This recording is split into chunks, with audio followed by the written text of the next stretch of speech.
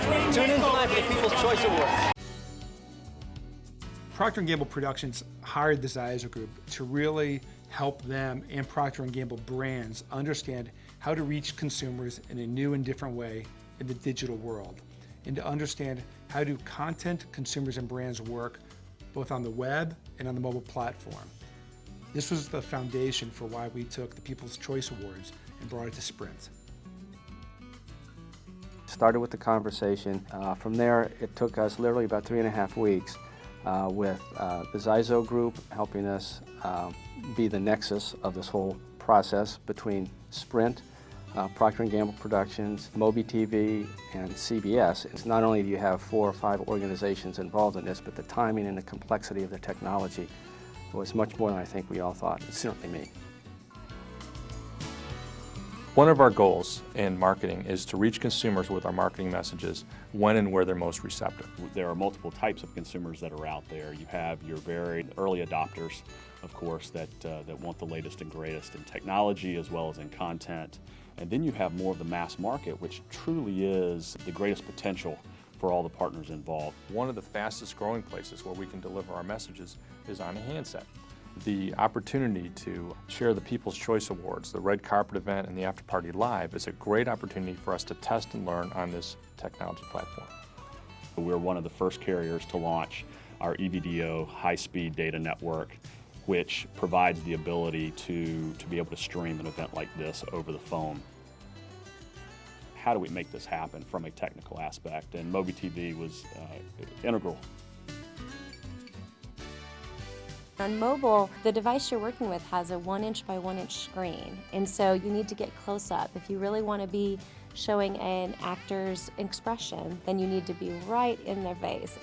As a producer, I'm wondering if I have to shoot things differently, or how does it affect how I create it, but in seeing what's been airing so far, it seems pretty easy. The only thing that we've done is we're creating some special graphics that sort of enhance the experience of watching the clip, but pretty much what makes for good TV will make for a good clip on the phone. Let's go for interviews, because each interview could be like 30 seconds or 20 seconds or 40 seconds, and give the public a lot more than just straight pictures. Give them some little insight into the show. So basically what we're doing is capturing the cameras out at the red carpet area in a giant broadcast server here. What we'll do is take the important bits. We will probably end up in about the 30-second range with our packages. We will take the packages, flip the files to Emeryville, to MobiTV, who will then broadcast them to the handsets. So MobiTV receives the feed from the People's Choice, and from there we take it into our network operations center, and we actually have to encode every stream so that it maximizes the experience on every different handset out there.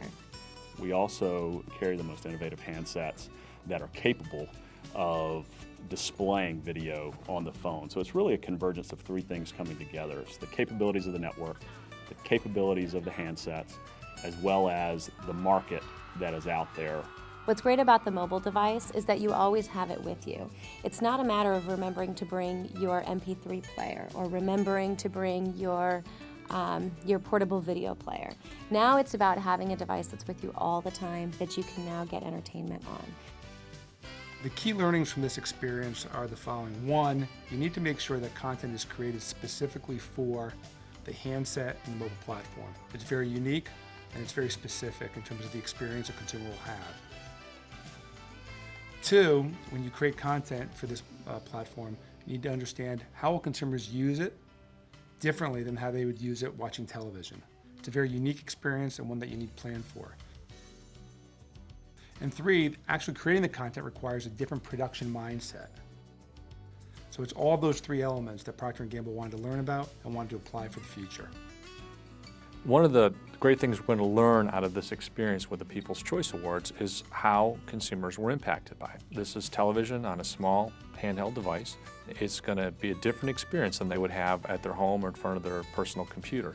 And we need to learn that before we jump into developing ad models for this space. So how do they engage? What's their attention span? What do they like to see? That's going to help lead into the next round of testing, which is how do we now start providing advertising support for this type of content. One of the key roles media and marketing and Procter & Gamble Productions at P&G has is to help innovate, and lead innovation and share innovation knowledge throughout the company. This event is but one of those type of opportunities. So what I'd encourage brands, as they have interest in this area, to contact their folks at Media and Marketing or P&G Productions. And if they have experiments going on in other areas, please make sure that we're all tied together so that we can take advantage of the learning and share the knowledge as a company and grow as quickly as possible.